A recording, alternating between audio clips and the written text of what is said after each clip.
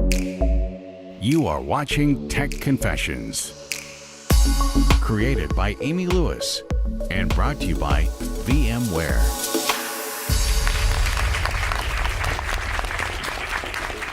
So Stu, thank you for joining us.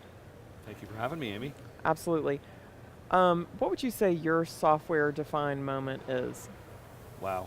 So, Amy, you know, I'm a hardware guy by background. I'm an infrastructure guy. And boy, you know, part of me in a certain part of my career I reached, it's like, it's all about the software here. I've been working with VMware, hard to believe, 15 years.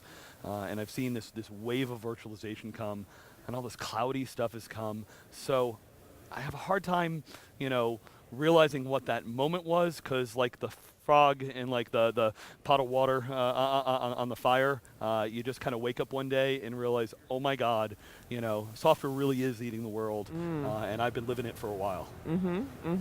What did that feel like whenever you kind of had that moment? Sometimes it's a little scary. You know, when you look at, in the keynote this morning, Pat Gelsinger said, you know, today will be like, you know, the slowest day in the evolution of tech.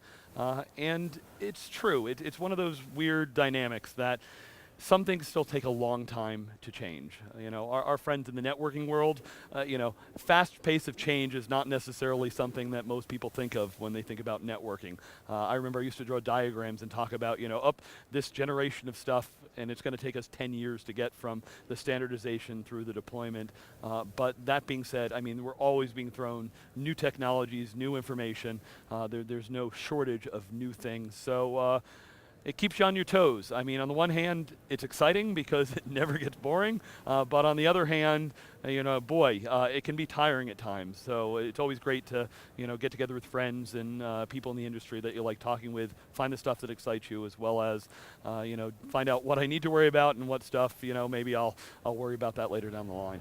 So what are you hearing from all the interviews and people you've been talking to? What is that sparked in you? Yeah, so this whole discussion of like cloud, something we've been having the discussion for a long time, but it really feels to kind of gel. A line I've used a few times is when you talk to customers, and I heard some stat, 85% of customers have a cloud strategy. Well, almost all of them, the ink is still drying on that strategy, and if you come back to them in a couple of months, what do you know, the strategy's changed a little bit.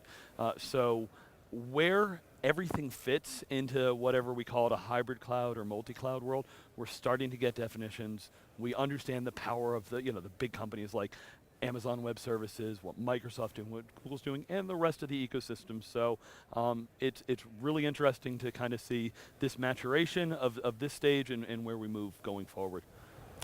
That's really interesting. What do you think? Where do you think people are on their own transformations in this? Do you think, I know the slowest moment in technology, but do you think will the vendors and the technology always outpace the true adoption and transformation because systems take time changing? Yeah, what I love to see is, you know, there's certain customers that, you know, they're breaking glass, they're going out there, they're trying interesting in different things, and sometimes they're pulling the vendors in a certain direction.